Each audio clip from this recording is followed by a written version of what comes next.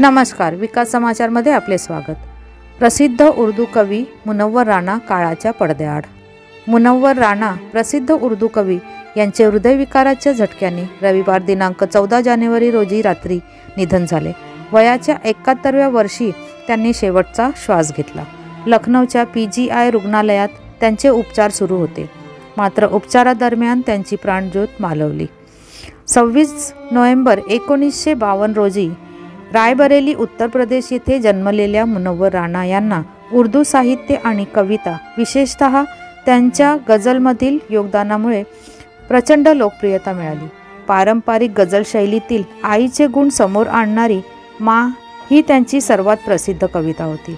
मुनव्वर राणा यांना साहित्य अकादमी पुरस्कारांनीही सन्मानित करण्यात आले होते, मात्र भारतात वाढत असलेल्या असहिष्णुतेच्या निषेधार्थ 2015 मध्ये त्यांनी साहित्य अकादमी पुरस्कार सरकारला परत केले होते। मुनव्वर राणा यांना मिळालेल्या इतर पुरस्कारांमध्ये अमीर खुसरो पुरस्कार, मीर तकी मीर पुरस्कार, गालिब पुरस्कार, डॉक्टर जाकीर हुसेन पुरस्कार तसेच सरस्वती समाज पुरस्कार यांचा समावेश आहे।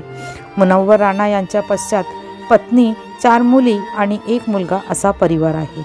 वसईहून मी शहनाज शेख, विकास समाचार। चॅनलला लाईक, शेअर, सबस्क्राईब जरूर करा।